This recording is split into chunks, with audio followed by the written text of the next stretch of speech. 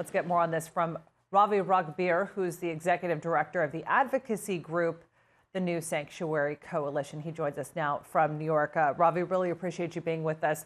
I want to first get your reaction to that statistic there.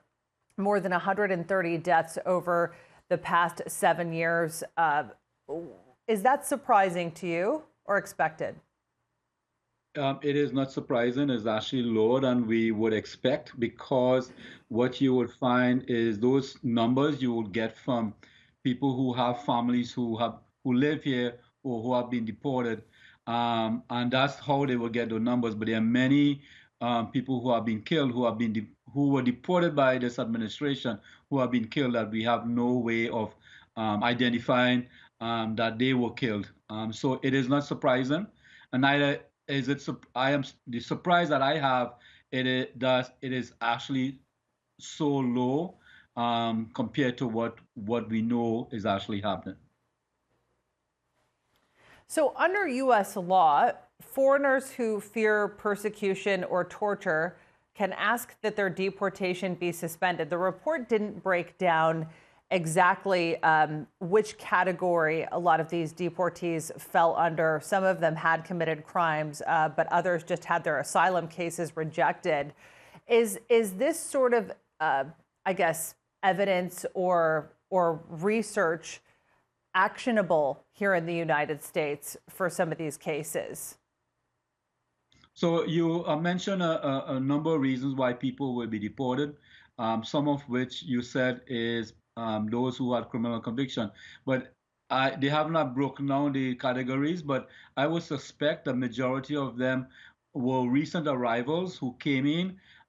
We're not talking about MPP, the Migrant Protection Protocol. We are talking about people who came in. But what has been happening right now with the administration, they are manipulating the immigration process in court so that those who are seeking asylum and those who need asylum are not given the due process to have their cases heard. So a lot of people who are going through the process don't have attorneys. And normally in the previous administrations, you will be given time to find an attorney. But now the administration is saying they give a quota.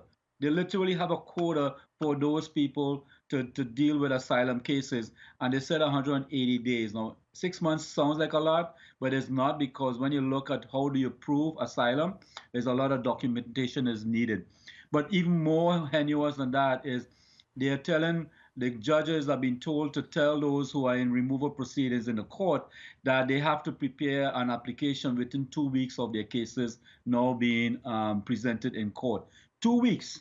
Even the lawyers and the large law firms are inundated with that type of caseload.